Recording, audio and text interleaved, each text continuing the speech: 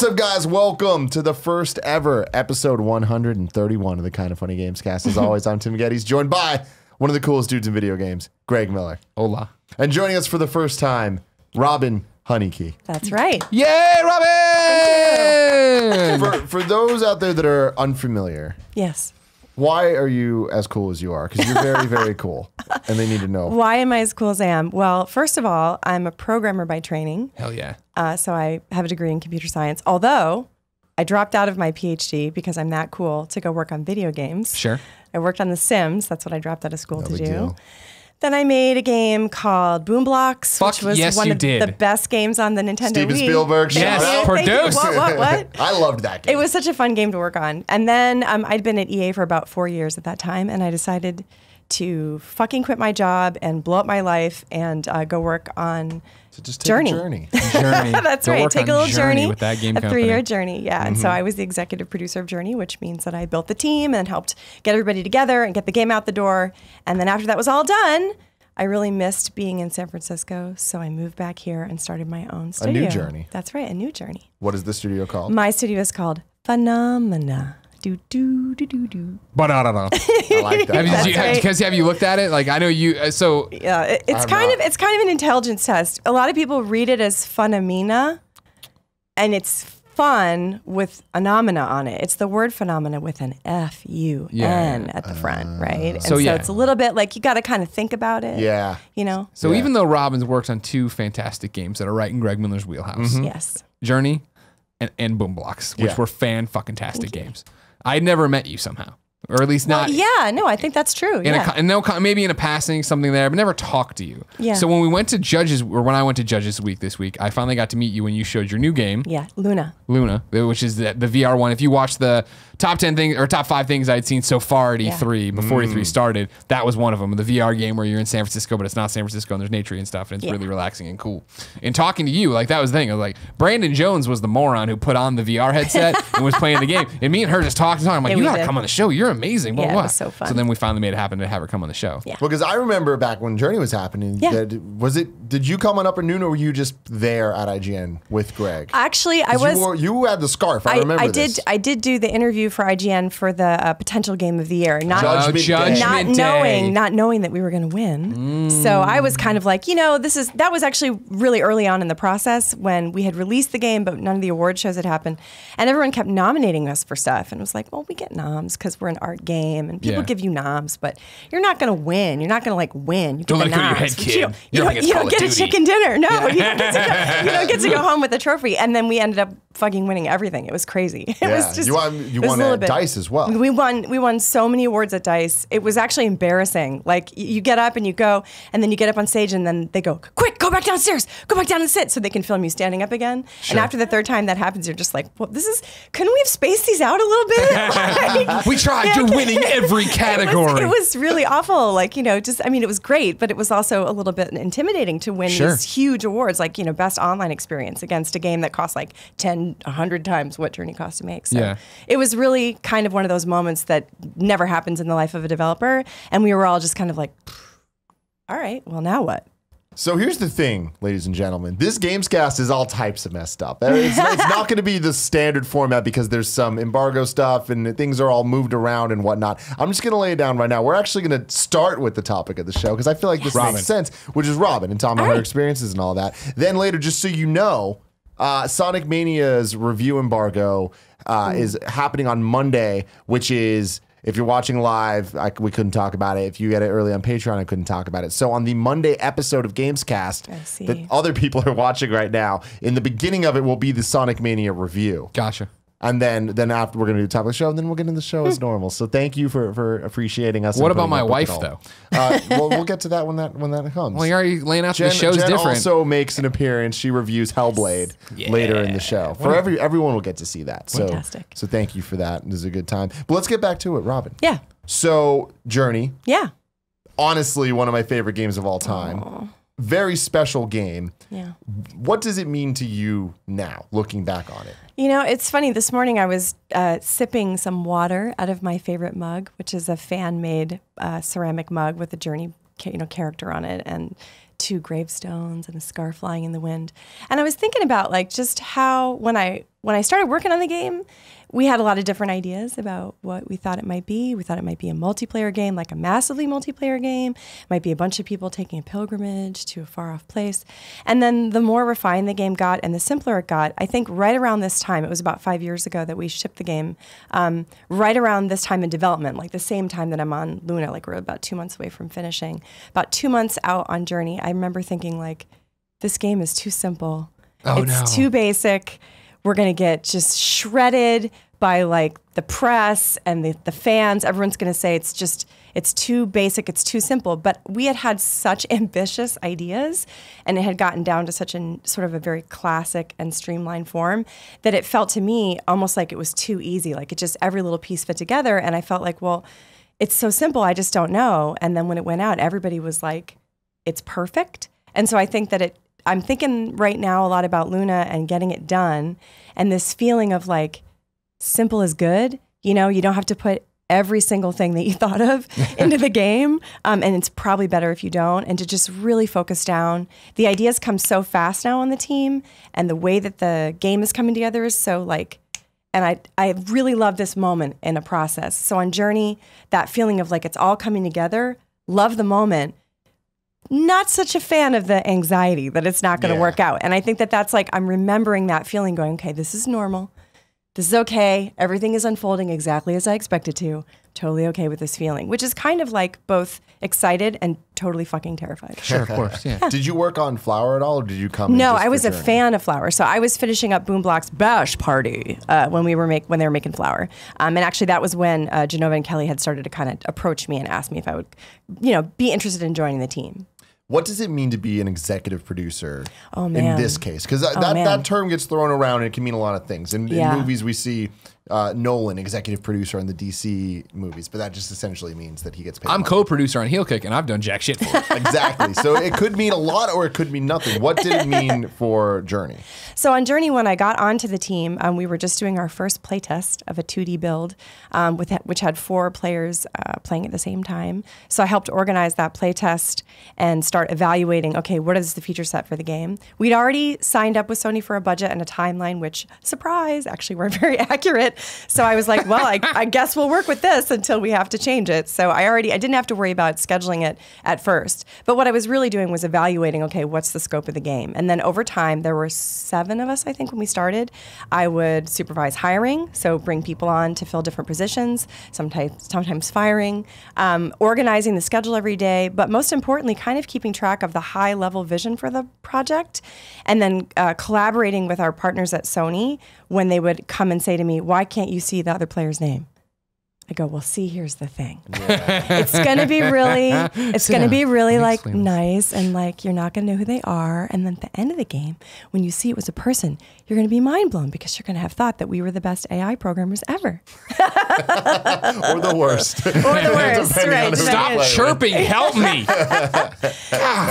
So I did a lot of stuff like coming up with ways to test the game, for example, to fight griefing. So we got worried that people were going to grief each other in the game. So I would write a little piece of paper like griefer, lover, or loner, and I put a bunch in a bag. And then I'd go around to the team, you take one out, and then we'd all play together, and you had to play your role. So if you got the griefer role, you had to try to grief other people. If you got the loner role, you had to try and play by yourself and like kind of stay away from other people. And if you're a lover, you were looking for group, just trying to hang out and be supportive of each other. And then whenever we would find a real bad exploit, we would cut it out. We would figure out a way to design around it. And so that's why it is actually pretty hard to grief people in Journey. For the record, I love it when the wall actually syncs up with what we're talking about. It's just on random, but then Journey pops and you're like, hey, all right, there we go. It looks so cool. There you go. Yeah. So, I mean, I'm sure there's a lot of questions about Journey and all that stuff, but I want to talk about Boom Blocks. Oh my God, Boom Blocks. I love the game too. Yeah. So, I didn't know you were a fan of Boom Blocks. Dude, this is, I know it predates you at IGN, but Boom Blocks became the premier, hey, Damon and Greg are drinking, let's have a party game. And you just go. It's such a fun game. Oh my God. Boom Blocks, I think, was really important because it was one of the first third-party Wii games that were like critically well received. Yeah, that shit won a BAFTA. Yeah. I mean, and it was awesome though. And I feel like there was a lot going into it. It was kind of like, what is this game? It's just kind of like Steven Spielberg. It's Jenga meets Angry Birds, but I don't even think Angry Birds was out at Angry that Birds time? was not out. And let me tell you, we did consider making a mobile version, and that's one of my biggest regrets is that we didn't actually end up pushing that through. But, you know, not everybody can win all the time. But for those of you that don't know, Boombox is a game where, I mean, essentially it's Angry Birds, but in 3D, and you use the Wii remote to throw things, and it felt so satisfying. I felt like it was such a natural iteration from the people that got hooked with Wii Sports in the early days of the Wii. And this was like, no, but here's a game, though. Right, Like, that was the thing. There's a challenge, there's a score, you feel like you're actually in control of what's happening, and it was so much fun. Yeah. It's actually a really interesting game because it's totally real physics. Like, it's simulating the whole time. We used Havoc, shout out to Havoc. And there were definitely exploits in the game. You could find places where if you hit it just the right way, you could take the whole puzzle out in one hit. And Steve, the designer on the game, was super, super good at designing these puzzles that were accessible for just like kids and fam. But if you were one of these people that was like, I know there's a way to do this, you could figure out the one shots. And then we were able to give you really hardcore gold shot scores for a lot of the puzzles in the game. So yeah, and we didn't just do one, we did two. So we built the engine and we made the editor. The initial editor for Boombox was actually a text-based editor. You would actually compose the puzzles in a text-based editor. Yeah, using little ASCII. It was just crazy. But eventually we built a 3D editor, The other side. And then the second game, we shipped the editor so that you could basically make your own puzzles and put them up online. And we ran a server for about 2 years. Yeah. I mean, so this text thing brings me back to Journey now, jumping all over the place. It's fine. Earlier you said there was a 2D version of it. Like, what did that Yeah, look top down. like? It was called the Dragon Prototype, and it was basically a series of rooms. It was kind of like a dungeon crawler. It was top down, and everybody was essentially a tank. So it was like a circle with a little arrow or dot pointing forward. There were 4 colors: red, green, blue, and yellow.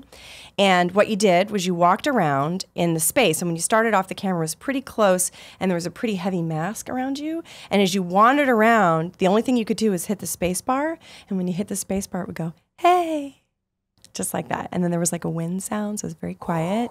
Yeah. And you walked around in this environment, and then there were little pieces of cloth, which were little dots. You could go up and get them, and that would make your scarf longer, and that would make you slide farther, so you could kind of move around in the space a little bit faster. But when you met somebody, then we would pull the camera out. You'd see a little bit more of the environment, and then there were some challenges that you could do that only 2 or 3 or 4 people could solve. And so we really built a lot of kind of group puzzles and played with the dynamics of like, what does it feel like when 2 people are playing with a third, or 2 and 2 and 1 and 3.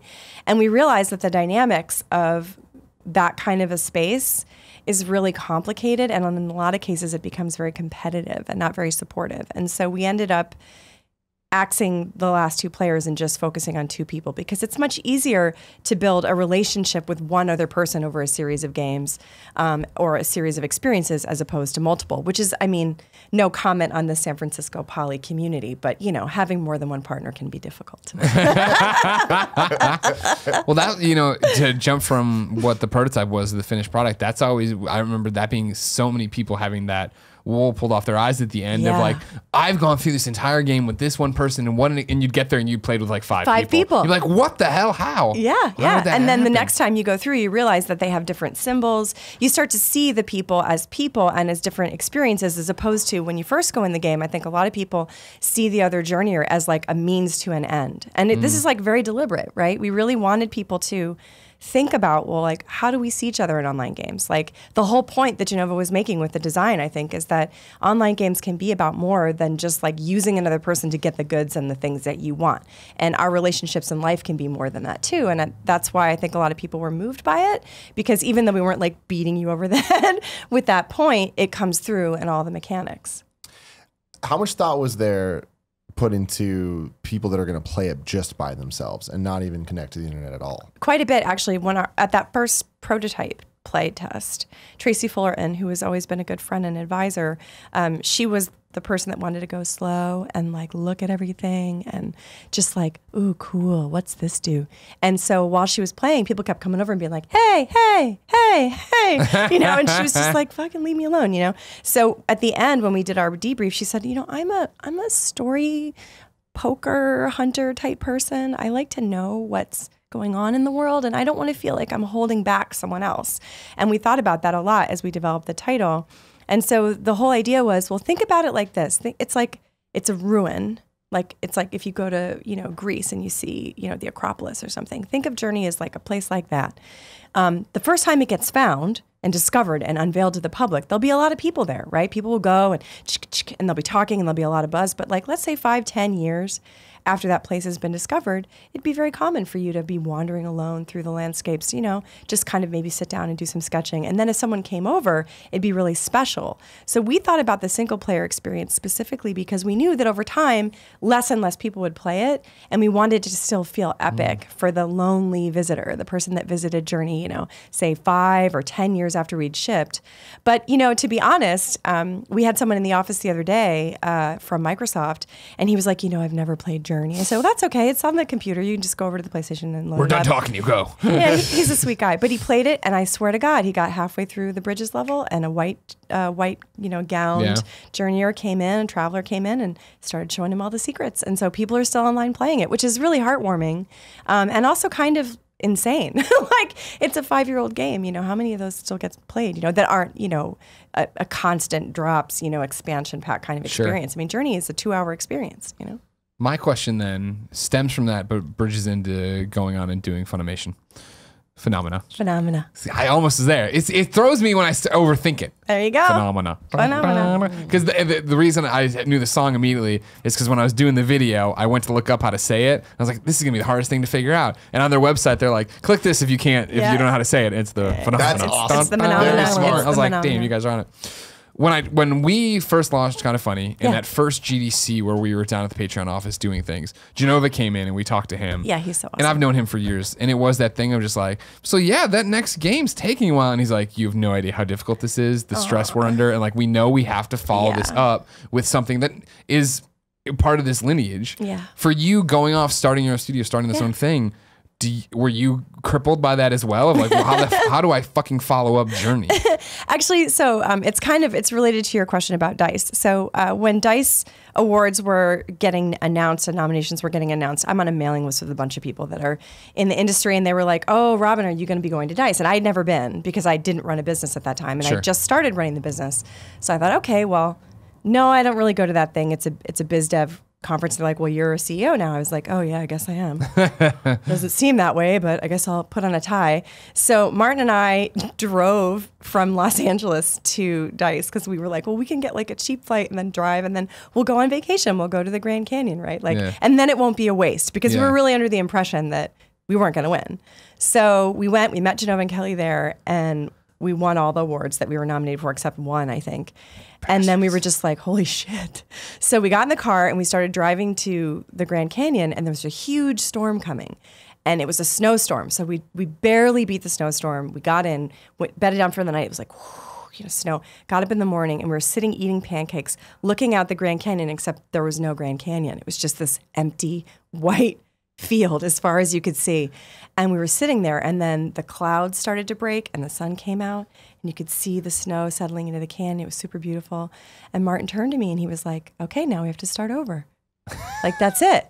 Like, the next thing that we do has to be whatever we want, and we cannot hold ourselves responsible for having done that, because that was fucked up. You know, that was like, that was not what I expected. And I was like, yeah, man, like, if it goes like this for the rest of the season, I mean, we're gonna take everything, and then like, it'll just become one of those things that everybody knows about. Sure. And like, that's not something that you ever expect. So, okay, we're just gonna, right now, we're cutting the tape and we're starting a new tape. And the new tape is like, we'll probably totally fucking fail. And that was really the only way, I think, to process it for us, was to just go, okay, this is amazing and terrifying at the same time. And the next game that we ship will be amazing and terrifying at the same time, but they're not the same thing and they're not connected. And I think being a new studio, starting fresh, moving back to San Francisco where all my friends were, like, I had really been missing living in the Bay Area. LA is awesome, but I lived in Santa Monica, and everyone in Santa Monica is super tall and super fit and like incredibly young. And I was starting to feel like, I'm an old lady. I'm just like really just shriveling up. You know, I was ready to be back in a town full of nerds and people that were just like, let's do it. So I think starting over. It's 6 degrees out. Yeah, it's almost sunny. Like, that was a good deal for us. And you know, really in life, I think it's sort of messed up, but Luna in some ways is about the fact that in life not everything goes well, and it's personally inspired by some events in my personal life, but now everyone on the team, we all go through experiences in life where we think, that was one drink too many. Or I really shouldn't have sent that text message. Sometimes those things are connected. Or, that person, they're married and I shouldn't have a crush on them, or all kinds of stuff that we do. Sure. And we do things that we know are not good for us, and yet we still do them. And you can't just go back in time and erase them. You can't just get rid of them. You've got to actually incorporate them into your life and turn them into who you are. And so in a way, that's just as true for the bad things or the difficult things or the unexpected things as it is for the good things. Journey was just like an amazing event. But now it has to become part of a story moving forward. It can't be the only story that we tell about ourselves. Otherwise, then you're just crippled by your success and you'll feel like trapped, Yeah, nothing's ever good enough, right? Well, yeah. And I mean, that happens to a lot of people, right? Sophomore slump. Yeah. Just like, I think it's easier for Martin because he worked on all 3 games. So he did Flow, Flower, and Journey. So Luna is his 4th title, and it's my 6th title. So, I mean, when I made My Sims, the very first game I ever designed and made at EA was the very first Wii title we ever released at EA. Not a lot of gamers knew about it. It didn't come out as great as I wanted, but I got to see it on the shelf at GameStop, and I was just like, look, I have my little characters on the cover of this disc, and for me, it was just about that, just a little bump, right? So not every game that you release is amazing, record-breaking, award-winning, heart-inspiring game, but that's okay. Yeah. It's the journey. Not the end. Not the right? Luna. So Luna, what is the game? Okay, so in Luna, you start playing. It's PC and VR enabled. So it's a PC title that supports VR play. And so I think that a lot of people think it's just a VR title, but it's actually a PC title. When you get into the game, you see a little scene where this little bird swallows the moon and then is blown off course.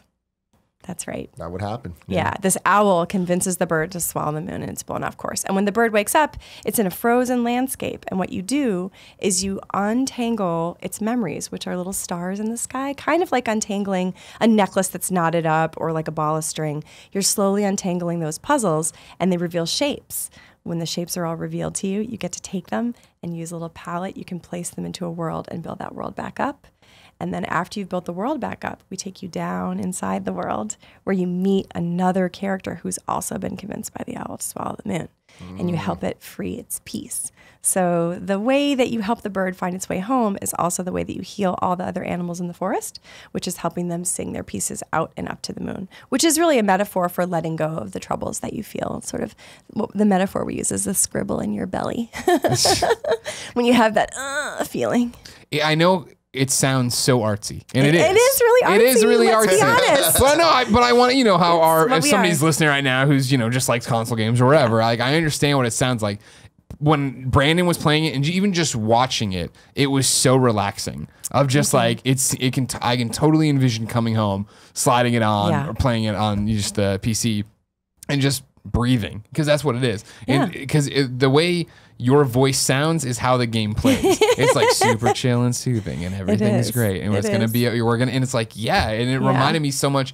Even if I didn't know your lineage at that point, right? It would have been like, I get vibes of Journey from this, Tear away from this. I'm not just tearing something down, I'm creating, I'm fixing, I'm and I'm a Sims experience. Type person. I love systems, and I love thinking about the way that systems interact with one another. But we really wanted to build something in this first effort to kind of make something that was VR enabling and also like bringing people into the VR experience.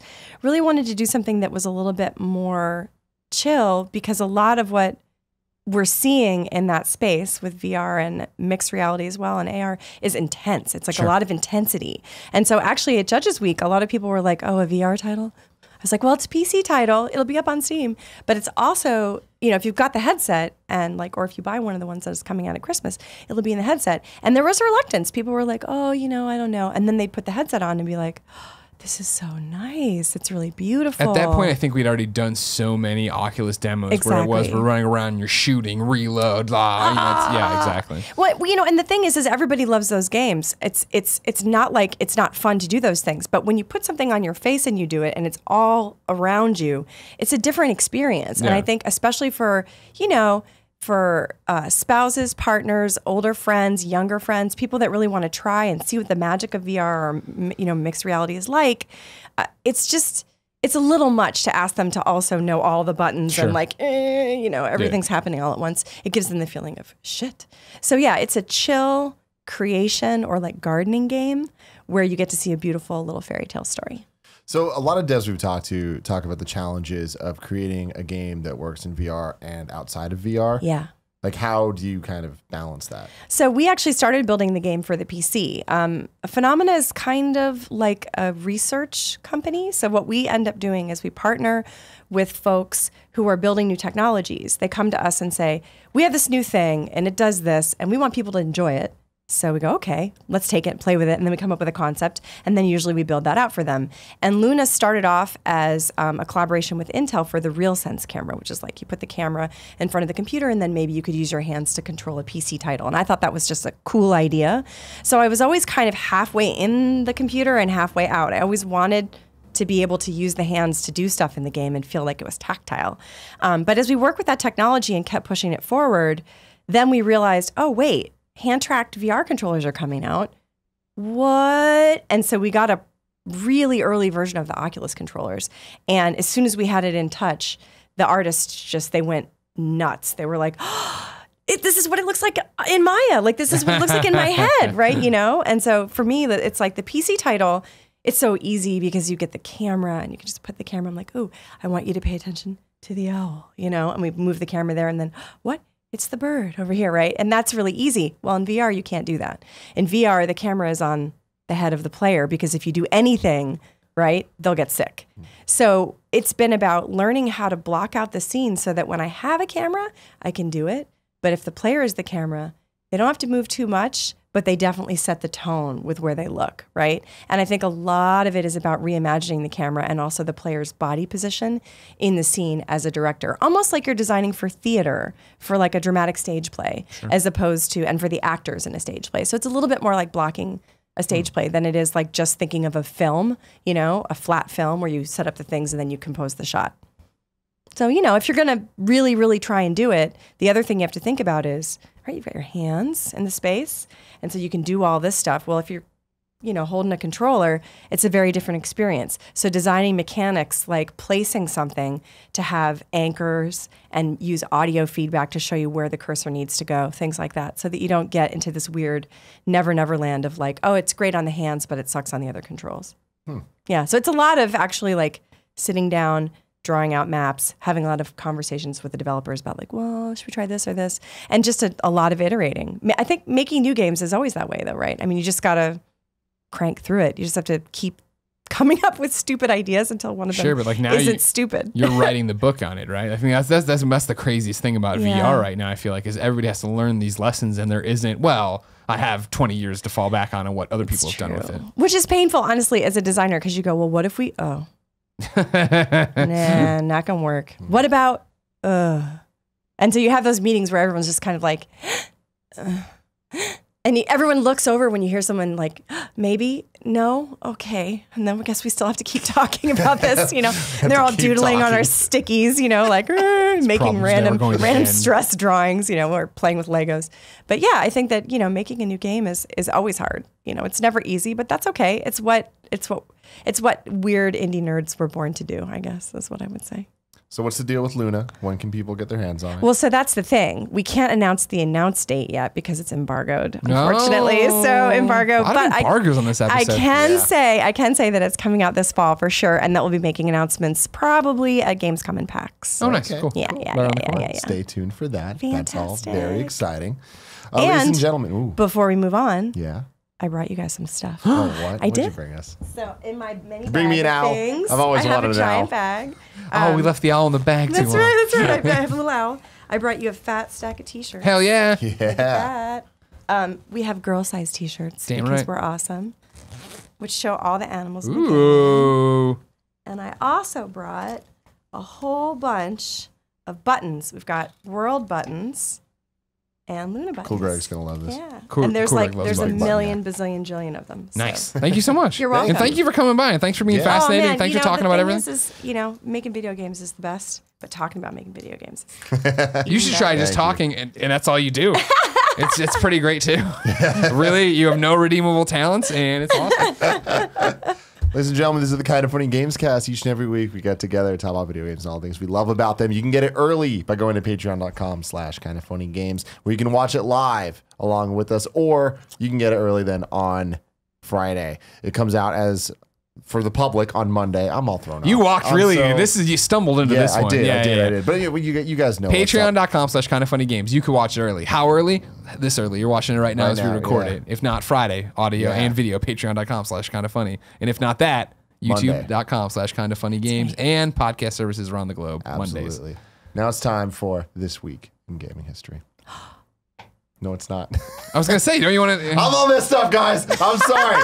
Now we're talking about what have we been playing. Greg, what have you been playing? Out here, what I want to toss out number one is I was going to tell you off the air, but if you're all messed up, I'll just tell you right now. Yeah. My God, Robin, I've worked with him a long time. Yeah. You are so fucking good at interviews now. No. I didn't have to do anything that entire time. Every time I was about to ask what I was thinking, you did it. And I was like, well, all right, I'm just along for the ride. I just copy Greg a lot, if I'm being completely honest. You're the great. best. You're great. Oh, thank you. That does mean a lot to me. What I've been playing is a lot of embargoed stuff, Tim. A lot of embargoed stuff. So I'm up that same thing where I was just like, well, can't talk about any of that stuff. So I played all the way through twice now. Batman, The Enemy Within. Wow. Evil Within. No, Evil Within's a different game. The Enemy Within, episode 1 there. I did it as the bad Batman. Then I went with Troy and Anthony. The video's up on youtube.com/kindoffunnygames. And then I went home, played it with Jen. Love my life. Yes. My wife. I love her so much. Shout out.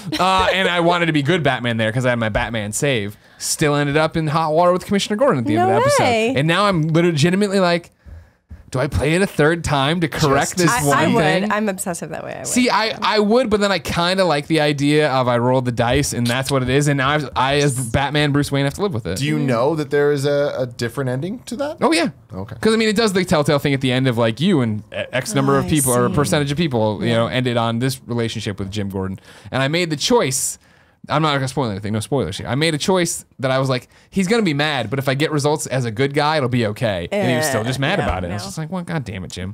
We've been through so much. How can you be mad about this? Come on, Commish. We lived through the Catwoman, Harvey Dent. Great episode. What a great episode. That's cool. What a great series that is. I'm so excited to see what they do with this. I feel like there's feedback from season 1's really been taken into account in the way at the end there was way more action of season 1 in terms of like we're actually being Batman, but there's a bunch of really great fight scenes in this one. As usual, you never know, but for a Telltale game running on PlayStation 4, I had occasional like, you know, pause thing, but not a hard crash, not a frozen screen, none of the normal. This is the end of this, but testers doing their job. Exactly. So yeah, it's about time. I'm super into it. I enjoy what I saw. Hey, dude, they get a bad rap. They work so hard. Oh yeah, we know they work hard. Yeah, half the time they say this is broken, and we're like, yeah, we'll fix it later. We played that. That was great. Played something last night. Well, I played some of Sonic. We talk about that on Monday. I watched the Hellblade thing, but I talk about that. I played Hellblade and and talked a bit about that. Let me look You know what? Let's do it. We'll do it now, Kevin. If you could make the note. We recorded Jen's review of Hellblade, where Greg gives his impressions as well. So I'm going to toss to you, Tim. So Jen. What? You are now joining us via the power of editing. Thank you for being here. You have beat Hellblade. I have a lot of free time. Yeah. And how much have you played of this, Greg? I would say 15, 20 minutes. Yeah, you played through the intro. When the code dropped, we got the code last week, and it was that night where I wanted to play Night in the Woods. So I came home and actually didn't own Night in the Woods, so I had to download it. And so while it was downloading, I started this up. And so first and foremost, like I didn't know anything about this game. You know what I mean? Did you know? No, yeah. I had no idea. It was one of those games that I know Ninja Theory. Okay, great. I like what they've done. And obviously, you know, I'm a fan of their work. And then I was like, when people were talking about it on Kind of Funny Games Daily, the Gamescast, like, oh, why is no one talking about this game? I went and watched videos to see what it was all about. And I was like, oh, it looks like their normal action game, Heavenly Sword, right? Like it's just Noriko or whatever, running through, chopping things up. And so to start that game, and have you seen anything from it? Yeah. And my thing is, I haven't played it yet. Yeah. I was very interested in it just because I am a fan of Ninja Theory. Not the biggest fan of Heavenly Sword. I did like Enslaved, DMC and Enslaved definitely.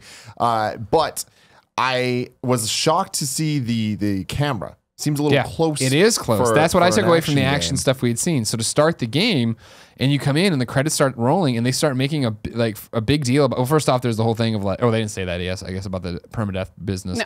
But like one of the first things they do is like when they're doing the credits is like mental health supervisor, and I was like, what? Like, why is there a mental health supervisor in this game? And you get going, and it's just like, it's a long intro. Oh yeah, it's a solid like 7 minutes. Her on a boat doing this, and you going through the titles, and you hear like the whispers and like the thing, and like there's voices in your head this entire game, and it was very clear too. I give them credit of like Ninja Theory has a vision for how this game is to be played. In the beginning, correct me if I'm wrong, it popped up and it was like it recommended you play it with 3D headphones. Like it's like this is the best experience you can get out of this game. And then when it started, I was like, oh, it's gonna be a creepy game. Didn't realize it's gonna be like super creep town. And so you went in, there's bodies on spikes and all those different things, and like there's the voices in your head and stuff. And for me, in those 15, 20 minutes, it was like we were playing, you were watching, we were both interested in what's happening. I got to the first stone or whatever to learn how the puzzle system works. But it was that I ran into this not boss, but 3 times over fight these dudes, The first combat. Sure. The first wave of combat people, and the fact they were the same people, I was like, oh, that's interesting. Like, I felt like from the jump, it wasn't that hard. And it was like, oh, it's like Dark Souls, just keep flanking around their sides. And the fact that the first 3 fights were the exact same way, I was like, no, this doesn't sound super interesting. And then we got to the first puzzle, and then Night of the Woods finished installing. I was like, bye. Yeah. And then I thought we were done with Hellblade until Jean-Pierre Saint-Ange. Well, so I was interested in it because like this sounds like a very Tim Gettys game, shorter, more budget title. It looks beautiful though. Yeah. Oh, yeah. Like, it looks shockingly good for the kind of niche that it's hitting. But I think I said this on Games Daily last we talked about it. I was like, I want to wait for the reviews. This is one of those games that if it's getting critically acclaimed, I'm way more interested than, if it would just come out. I don't really care. It'd be the one guy that fucking played it, right? But the reviews are all amazing. So what is your review? It's really good. And like, again, we talked about it briefly, right? The combat to me is not the core of the game. So I was fine with it being kind of redundant, where at the end of the game, you're only going to face maybe 5 different types of enemies. And then you get boss fights. And then that gets more interesting because then you get more of a strategy to it, but not really. Like the core of the game is really you're living this story with her. Like you're not through her eyes because the narrator is speaking to you.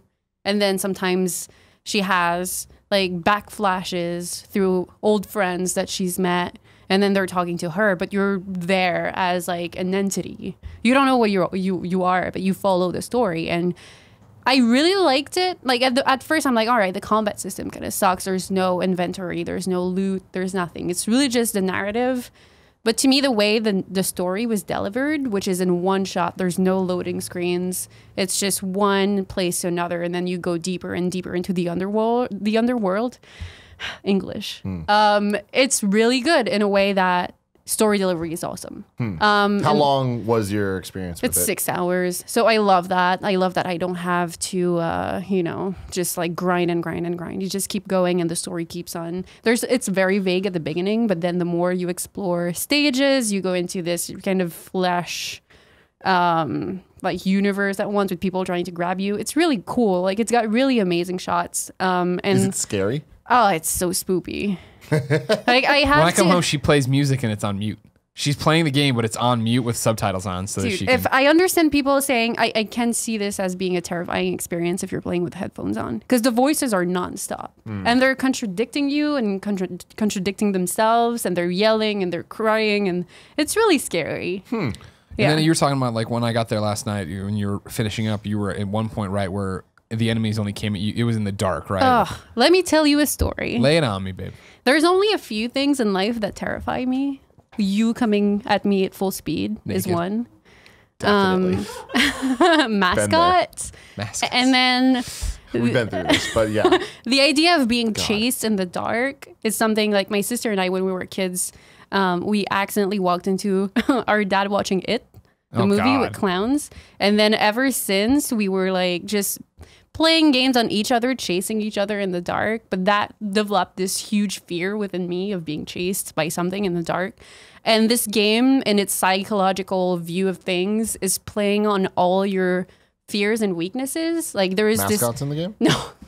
It reads your Facebook profile and comes up with things that only terrify you. It could. No, but there's some puzzles that are entirely played out in the dark where you need to run to light spots. Otherwise, the thing that's lurking in the dark is going to get you. Or there's this whole puzzle where you're trying to avoid things and not make any sound because if they hear you, they're going to eat you. Or like just running through fire. Or like it's really, really scary. How much puzzles are there? Like a lot.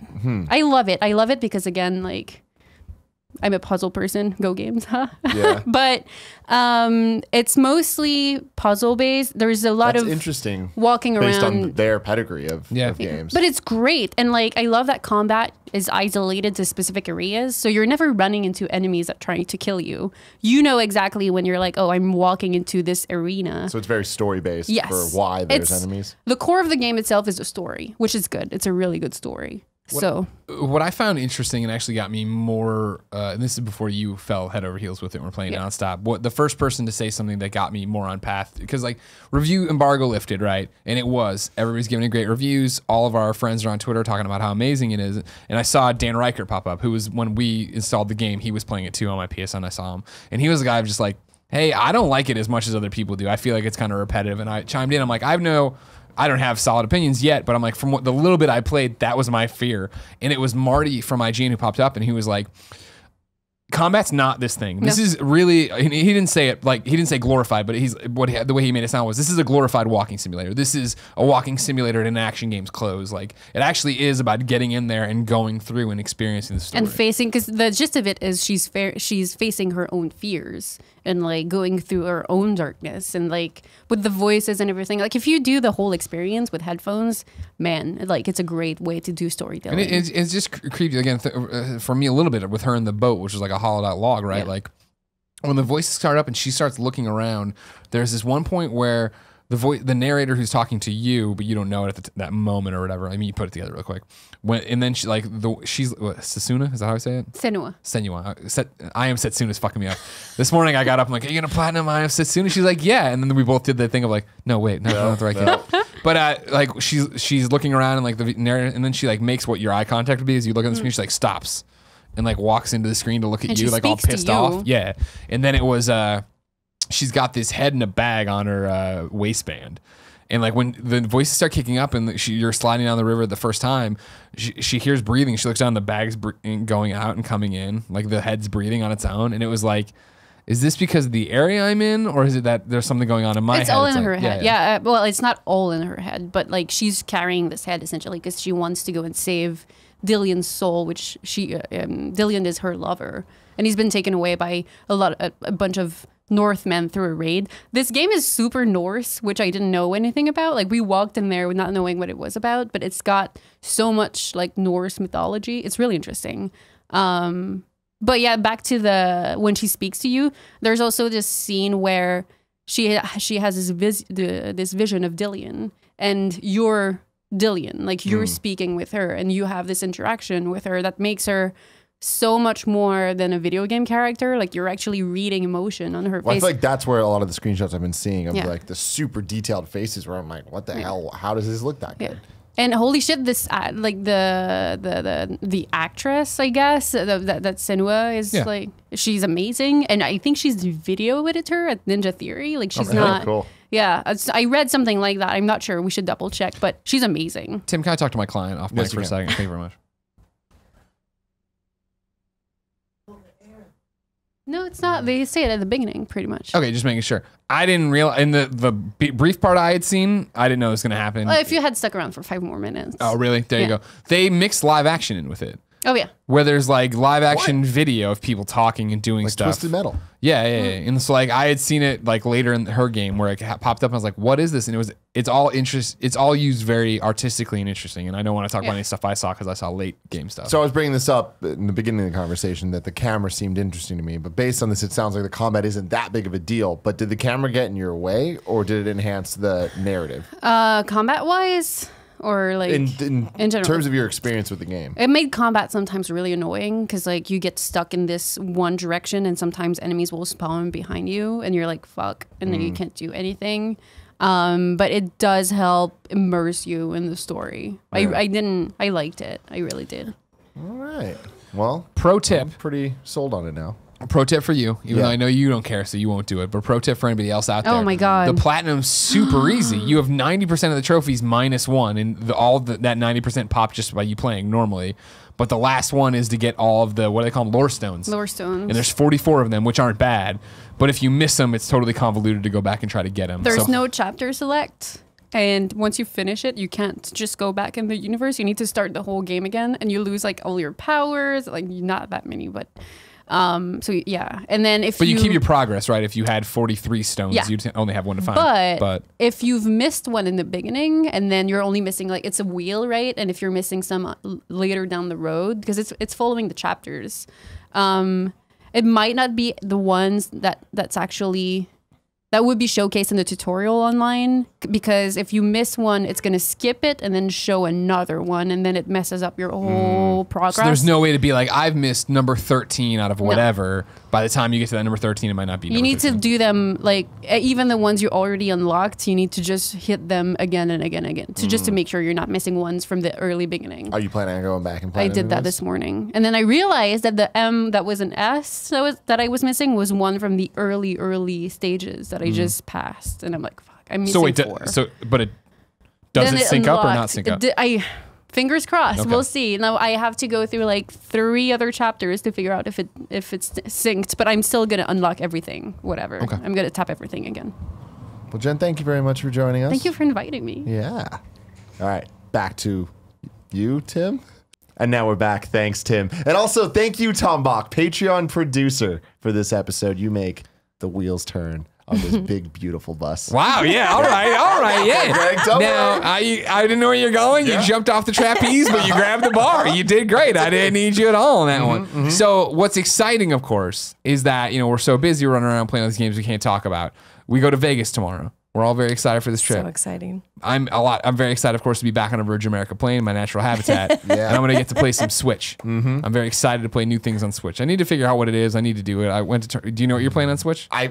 Oh, you want to play I Sonic? wish You it was just don't have the Sonic, code. but I only have it on PS4 right now. What if which I- I'm grateful for, but What if I told you I could soften the blow? I don't have Sonic. Don't look at that. I don't have So Sonic. excited. I got so I can soften the blow. You want the blow softened? Something. I brought gifts as well for a change. This is a presents episode. Now, Tim, yeah. it feels like many a moon ago. Because it was. We did a thing about, Switch cases. Those sure suck. Oh, yeah? And we couldn't find any good ones. And of course, we talked about Waterfield Way. sfbags.com. yes. sfbags on Twitter and how they make that City Slicker one. They finally had some to send us. Oh, So they've sent my God. at sfbags on their thing. They sent them out. If you remember my old Vita case, it's that, but it's bigger. So we got these different ones here. We got the fancy ones. You got the one here, the red Whoa. one. You get to pick what you want. I'm gonna let you pick. Are Right. these the only two? Yeah, they sent these Okay, two. okay. So the City Slicker ones. You got that one from Waterfield. You throw it up. It's got the nice chamois in there. It's got the nice cloth things in there. You put all your cards right there. No screen I scratches. know. there. know, I'm screen all about scratches it. There, yeah. You got on the back. You put whatever you want in there. Put your headphones. Put your charger. Fantastic. Put your weed in it. Yeah, put your weed in there. Yeah. Don't do that on the plane. Then this is the more like low key one. Hey, I'm going out, but still built for the Switch. Got all your things. I in there, like your this one. It's accoutrements. got that kind of like rough man's shaving kit look. Sure. you Yep. know? Yep. And we are all rough men Pretty with head. our Shaving Nintendo kit. It'd be handheld. especially nice for beard trimming stuff, yeah, but I Kevin. guess Kevin's Yeah. not going to need that. Show the people what you did. Show them what you did, Kevin. There he is. Look at that There clean, you See how go. shiny soft that face. guy's in there too, huh? Oh yeah, Yeah, I want to yeah. put my Switch in Yeah. that. So yeah, they finally had more in stock. They sent them over here. If you're watching live, they have one more day where you can pre-order, or you can order one of these and you get the Namco Museum Nice. in there for free too. What? For your Switch. Oh, really? Yeah. That's super random. Yeah. I want to say I've been waiting for them to come back in stock. Yeah. Because I want the blue one. I'm gonna buy the blue one. Okay. I want that shit. All right. So for this trip, you don't want either of them. No, you can have them. Both of them. I only have one Switch. Yeah, Andy has a Switch. Kevin Oh, has a cool, Switch. that's- I'm gonna get that, but I want it in blue. All right, then I'll take the red one. Don't worry. Oh. Matches your hair. Is it your favorite color? Blue is very much my favorite color. All right. Yeah, I love No- your hair, by the noted. way. Oh, I want thank now you. that we're talking about it. I've never seen the black as Yeah. like an accent color. That's right. That's like a cool. It's because I'm a witch. Oh my god, things got really real. What else are you playing, Greg?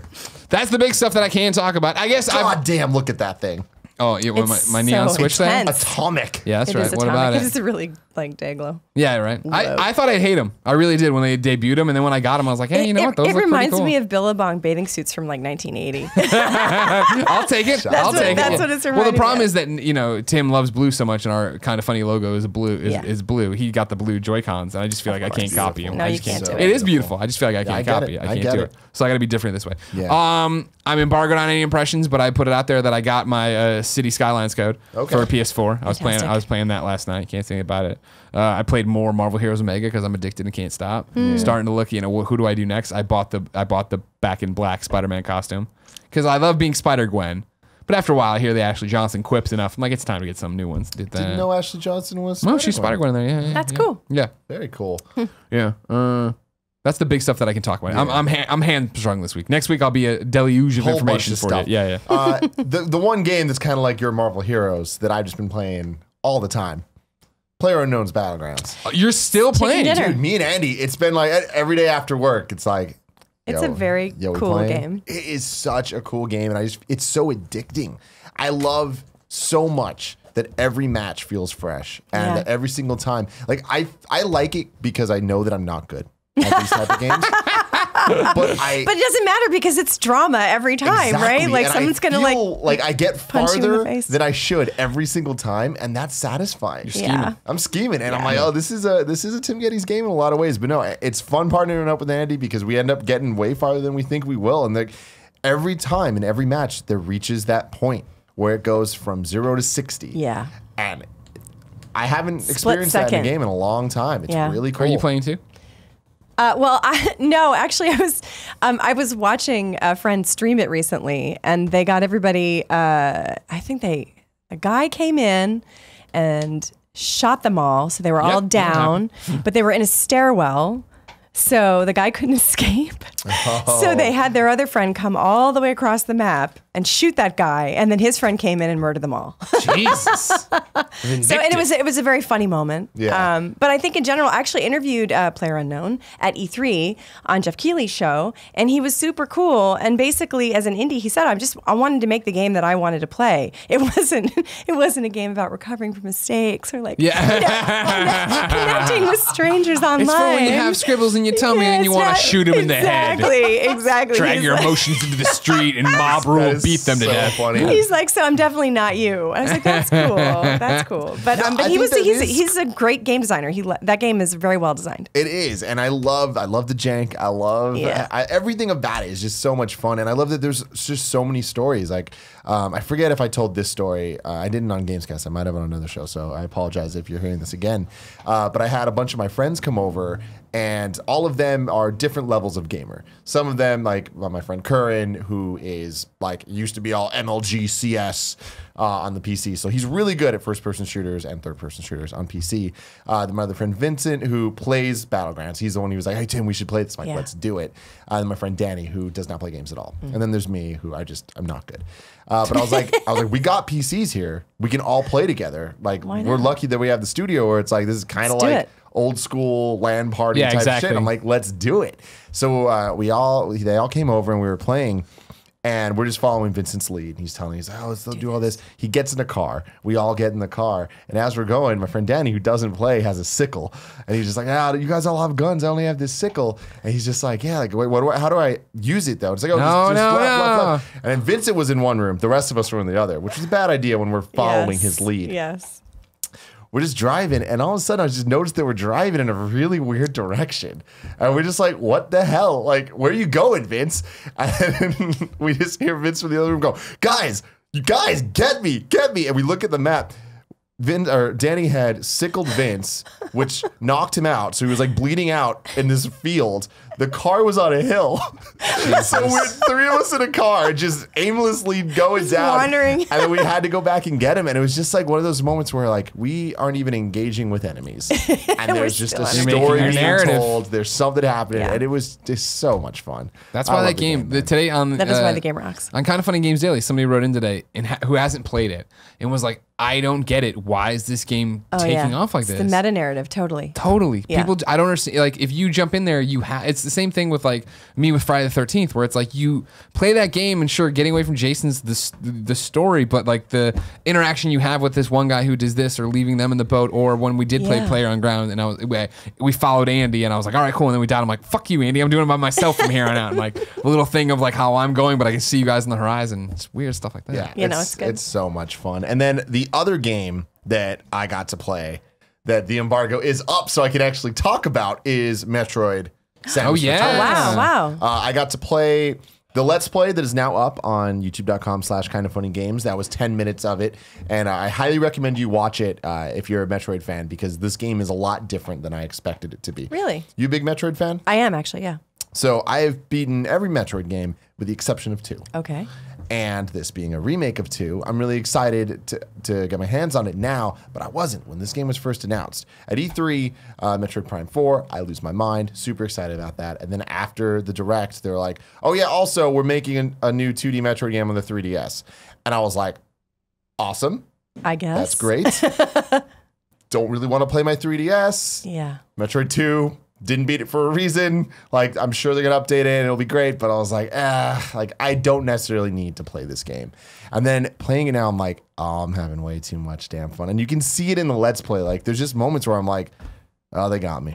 Like, this is a quality game. And I feel like they made so many wise decisions where they included this melee counter option. Oh. So they like changed. swipe up, right? So the thing is, Metroid 2 originally came out on the Game Boy, which meant that the screen was very small and Samus's sprite was very big. And when you're modernizing a game for that, like that, with a widescreen, that's gonna. There we go. Again. That's what I'm talking about when the wall works. It changes how the level design plays and where the enemy locations go, where it's like it would totally break the game. Yeah. Something that interests me is the original game was only like 4 hours long, so I wonder if there's going to be a lot of padding in this. When they remade the first Metroid on the Game Boy Advance in Zero Mission, they added a bunch of stuff with that. So I imagine that they're going to here as well. I would think so. But I think that they did a really good job, even so far of what I've played, of changing up the enemy placements and changing the enemy's attack patterns to make this counter be a very integral part of the gameplay. And every time that I would counter at the right time when they'd come at me and then I'd blast them, it felt so satisfying. Yeah. And I was like, this is what Metroid is about. Like, yes, of course, there's the adventuring and the exploration and the sense of just being alone on this new area. Yeah. But the fun of just feeling like a badass. You know, I'm a badass bounty hunter. Like this game, it makes me feel in a way that I think other M, to its credit, attempted to do. Like that was the one good thing about other M. But everything else about that was a disaster. I always feel bad when a game is a disaster. James wants to talk to me. But no, I'm really excited for it. And I was playing with the 3D slider on, which I haven't done since Mario 3D Land on the 3DS. And I was very impressed by the look of the game. A big thing that I keep harping on about this game is I don't like the way 3DS games look. Like so explain that. Why? So there's something about it where just the resolution of the screen, especially when you're playing on an XL, which I feel like is the only way to actually do it. Everything's a little. It always seems blurry. A little blurry. Even if the slider is off, it always looks like smudged a bit. It reminds me of how N64 games looked compared to PlayStation games. Right. Okay. You know, sure. Where it's like comparing the Vita to the 3DS, and I understand that there's a lot of no hardware, comparison. Well, yeah, hardware no comparison difference at there. all. Yeah. But it's like it's the smudge is that always bothers me. But even more than that, it's the insistence on a polygonal art style, where it's like I'm a sucker, and I know we've discussed this a million times with Sprite. Like hand-drawn sprites take a lot of time. They do. Maybe not worth doing, probably, and that's why they do this. Is this more Metroid? Yeah, it is. They have that appeal though, right? They just do. Yeah, and there's something special about it, but it's like with this, I can tell that it's easier to do, and that's just the way it has to be. But I'm like, I don't really like it. But with the 3D on, I was like, I can't even hate on this. This actually looks really good. A problem that I did have that I didn't talk about at all in the Let's Play is I was fumbling with the controls a lot because of how it looks. It reminds me too much of Smash Brothers. And I can't turn my brain off. You've got your Smash Brothers control schemes in your head. Exactly. So it's like, especially now that there's like melee attacks that she didn't have before, the countering system and the way I keep trying to use the shoulder buttons to like dodge, you know? Yeah. And that wouldn't work. And just the way you jump and shoot, I kept hitting the wrong buttons. And I'm sure that if I were to sit with the game that I would be able to like turn that off, but I'm not sure I fully could. And I think that's attributed to the look of the game and how similar it looks to Smash Bros. 3DS. Yeah. But I went from, I'm happy this game's happening to, I can't wait to play this game. So Nice. That's cool. very excited for that. What have you been playing? I actually just finished Edith Finch. Oh, very nice. Sounds like a very you game. Yeah, so I mean, I'm friends with the developers, and I had been watching it come along throughout its career as a game, and it's just always nice to see something that's that a bunch of people that you care about worked on really hard. Yeah. And I really found it to be, it was just very beautiful. Like it's a really immersive and beautiful world. And I really enjoyed playing through it. At the end, I felt a little bit like, oh, I wish I could have, I don't know. I wish I could have, done something. I don't want Change to the outcome. I just don't want to, I don't want to spoil it. So I had a little bit of a forlorn feeling at the end. But in the same way that I did when I finished Firewatch, like, I'm a hopeless romantic, I guess. Yeah. But I really enjoyed it. And then I'm always playing Lost Cities with Tim Schafer on my iPhone, always. And we are in a dead tie right now. I don't know what Lost Cities is Lost Cities? Oh my God, you don't know Lost Cities? No. What? Okay, it's basically gin. So you're playing cards and you want to get to a certain number of cards in your hand. There are 5 colors. And there are only 10 cards of each color, and you're both trying to put down the right number of cards. So if I invest in red and you invest in red, well, then we're going toe to toe. Gotcha. And so you get the cards, you get a spread of cards, and then you can decide where to put them down, but you're also watching your opponent to see where they put their cards down, just trying to make sure that you don't let them get the 20 points before you do. And Tim, bless his heart, has the best fucking endgame strategies. He's always beating me in the last 4 cards. It's just like, kills me every time. So this last couple of games we played, I have totally crushed him. Yeah. And we're at 10 and 10. So we played man. 20 games and we're tied at 10 and 10. And so actually I made a move right before I came over. So Nice. I'm really hoping. I'm not going to say what I'm playing because I don't want him to be watching this and get any hints. That would be awesome. But He saw my tweet. He went to Patreon, no, he's subscribe just in case this came up. it came up that I made a move in Lost Now Cities. let's scheme real quick. All right, can you? How could we throw a red herring at him? Because our audience will tweet at him whatever we ask him to do. So if Drop some false if we info. have him tweet at Tim of Legend, be like, oh man, Robin's about to see Tim X, of Y, and Z. Legend. Just going blue. Yeah. Definitely throw down those high white cards. Yeah. There you go. There it is. Just randomly tweet that at him. I'm sure. I'm sure love he'll be that. like, Like, what what? the fuck? But yeah, it's one of the highlights of my morning is I get up in the morning and I'm like, drinking my coffee and then I open it up and I'm like, ooh, Tim's made a move. And then there's a little, you can make a little face. There's the only way you communicate with the person you're playing is you put a little face and their little emoji. And so sometimes he makes the angry one, or I do the really funny one. And it's nice to we have this little joke going back and forth. But yeah, I've never been a game ahead of Tim Schafer in this game. And I'm a competitive You'll get person. there. I believe in you. It's kind of eating You'll me alive overthrow. inside. Question for you. Yeah. Back to Giant Sparrow. Yeah, you, yeah. Finch. You like that game. That's great. You know them. Mm-hmm. What do you do when you play somebody's game that you don't like? Like you know them, you love them, and then you play the game like, ooh, this didn't come together. I'm trying to This think of the doesn't happen." last Does that- time. Yeah. I'm trying Maybe to you think just of keep last such time. good company. I know. I'm trying to think of the last time that happened. Well, actually, I liked Firewatch, but I didn't really like the way that the character moved in the game. It made me kind of sick. Gotcha. Like I tried to play it on my laptop, and it over Steam, and then I tried to play it via Steam Connect on the television, and it just didn't work. Whatever. So then I just downloaded it. Yeah. On the PlayStation. It was fine.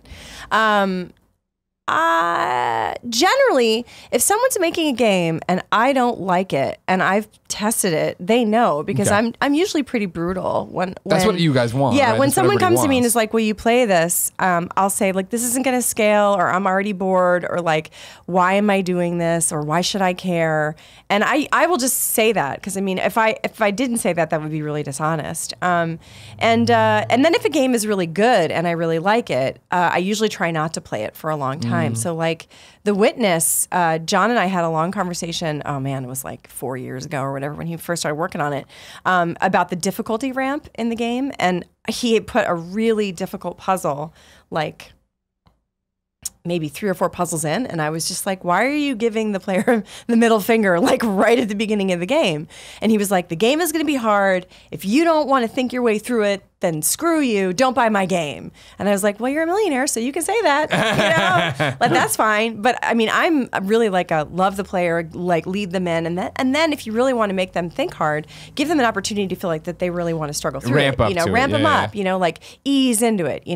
I'm not just like, come on in, bam, you know, like this Fuck is you, really thanks for the fucking money. hard. Yeah, thanks for the money. And like in Luna, I actually did design some puzzles that, like ways of solving the puzzles that were really, really difficult. And actually, like computationally, they're like NP hard. You could easily get into a place where you can't solve the puzzle and have to reset it a bunch of times to solve it.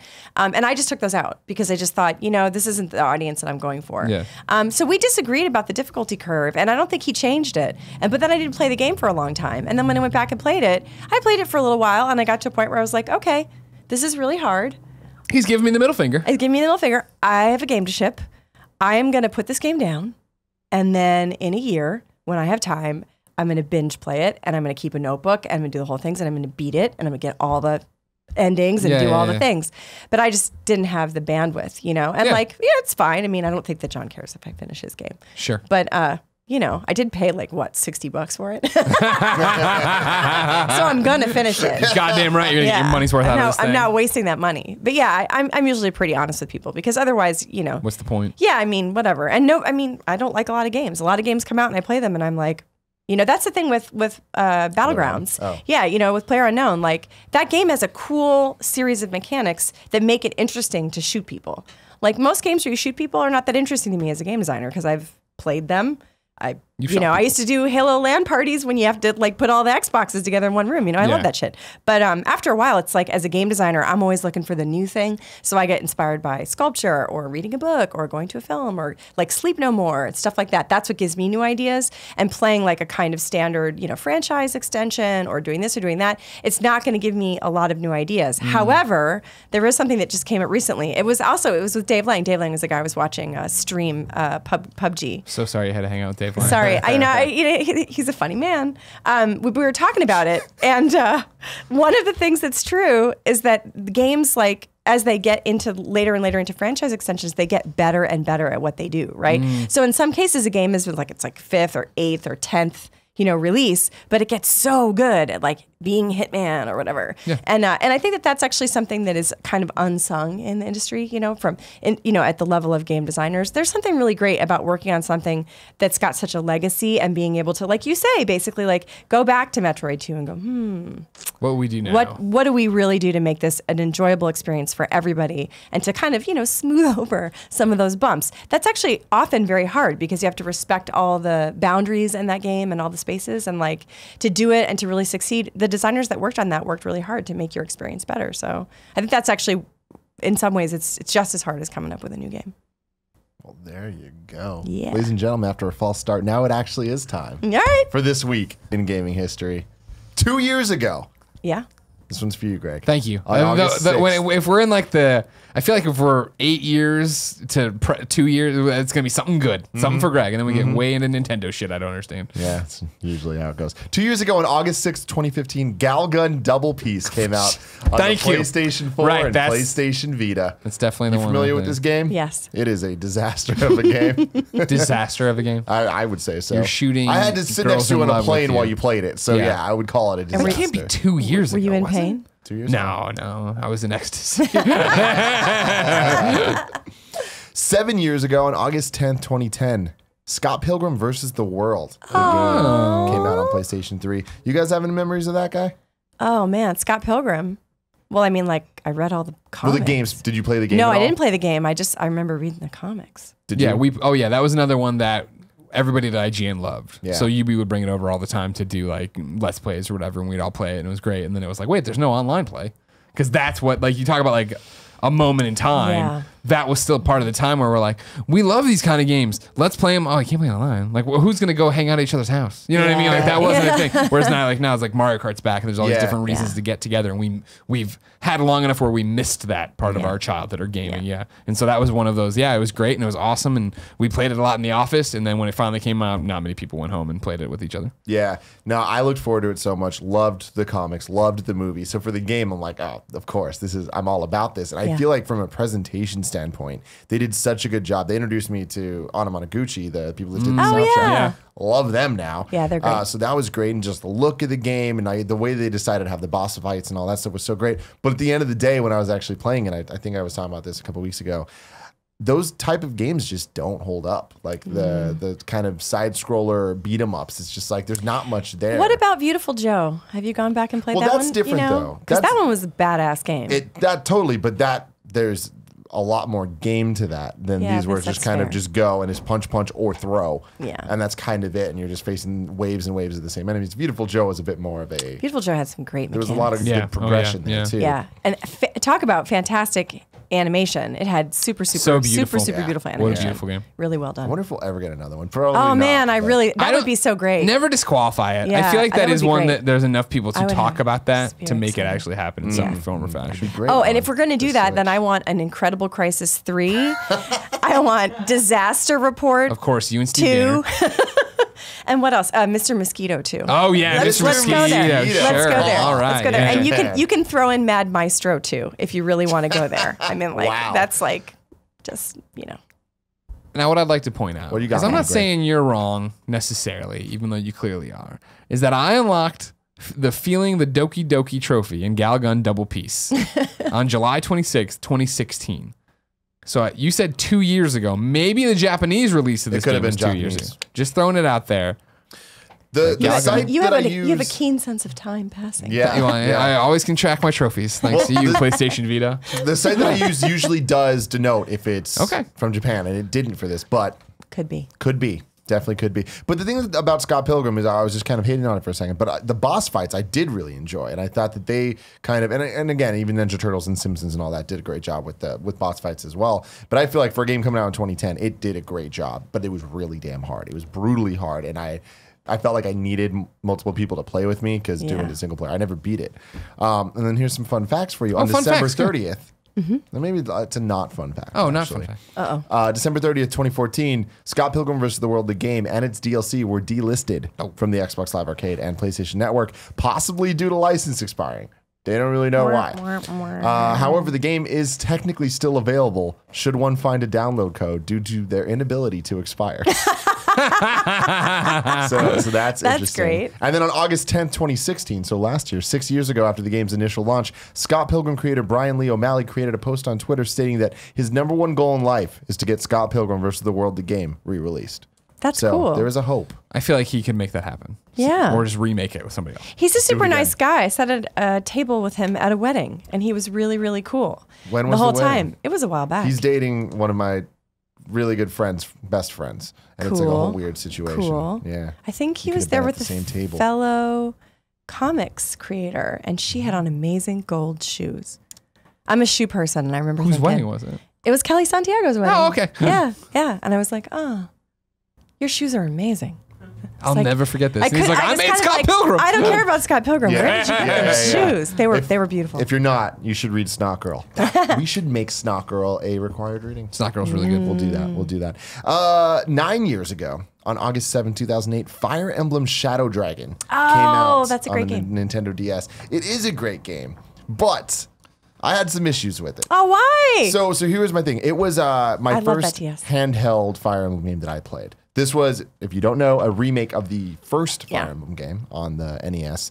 And my first Fire Emblem experience was Super Smash Bros. Melee when I was introduced to Marth and Roy. Mm-hmm. And I loved how they played, so I was like, I need to play these games. There was, in America, the only one that was released was on Game Boy Advance, and I just didn't get into it. But then when Path of Radiance came out on GameCube, I was all about that, and to this day, my favorite Fire Emblem game. So then when this one came out, I felt like it was a step back, being a remake of the first one. yeah, and it's on its, Yeah. See, So I hadn't had that experience, and I was like, this is so juicy. Yeah. I loved it. And the idea of playing a Fire Emblem game with the touchscreen seemed so amazing. Yeah. And I feel like they didn't actually master that until the 3DS games. So it's like that that's- Shadow Dragon to yeah. me is a little bit iffy. But it is Marth's story, if you ever It's wondered. probably not unlikely that they weren't actually developing it for pen gameplay, and at the last minute we're told, we got to figure we this out. got to figure this out, Yeah. you know? Just, 11 you know. years ago. 11 years ago on August 8th, 2006, Dead Rising Hey! came out on the Xbox 360. I never played it. You're an idiot. Yeah. I've actually never played it either. You're an idiot too. You're all idiots. No. I'm sensitive. You're all very smart people. I'm sensitive artist. It would give me nightmares. No, that was one of the first games that was among the first games I ever got as a games industry person when I was still at the Columbia Daily Tribune. I tricked him into giving me that column and blog. I then immediately hit up everybody, and Capcom was really, oh, sure, okay. Yeah. And they sent it to me, and I was such a zombie fan, and I popped it in, and that was it's one of those things of like, I don't care about achievements, right? I'm obsessed with trophies now. Yeah. But back then I was like, oh, these are cool little things or whatever. And there was a good week where, came home from work every night, took off the shirt and tie, sat down, and just drove that loop in the basement of the mall, killing zombies to get the zombie genocide achievement that I just had. And then I had it, and I was like, all right, that's cool. That's what started the monster and I was just we like, have today. well, that was the thing. It was just like, oh, I have it, cool. And then there was other, like, I didn't get 1,000 points in that game. There was other trophies in there. I was just like, I'm not gonna do that. But for some, or achievements, that achievement, I was like, I'm gonna get that achievement. That sounds great. But I remember too, because I was playing on a tube TV. Of course, I didn't have an HD TV or anything, and like the captions were so small, like there was no way to like leaning in trying to read what the fuck's happening if I couldn't hear what they were saying. Great game though, fun game. It's cool. And then finally, this one's very topical. 31 years ago on August 6th, 1986, Metroid came out. Wow. In Japan. Well done. Well done. 31 years. It's older than me. Way older than me. It's older than you. You can just leave it at that. You don't say way older. Way older. Robin, thank you for joining. This has been a very interesting episode. I'm sorry that it was kind of all out of order and weird. I hope that you can figure it out. But you were an amazing guest. Thank you. I love being on shows. Yeah. Turns out. Good. We do a lot of them, so Yeah. Well, if you ever want to have me back, absolutely. maybe We next should time make I'll that wear a happen. funny hat. Yeah, a funny hat. Yeah. Okay. Yeah. Maybe I'll shave. Yeah, Paul Kevin Well, ladies and gentlemen, thank you for joining us for this episode. Let us know in the comments below if you're excited for Metroid Samus Returns. And until next time, I love you. See ya. Bye.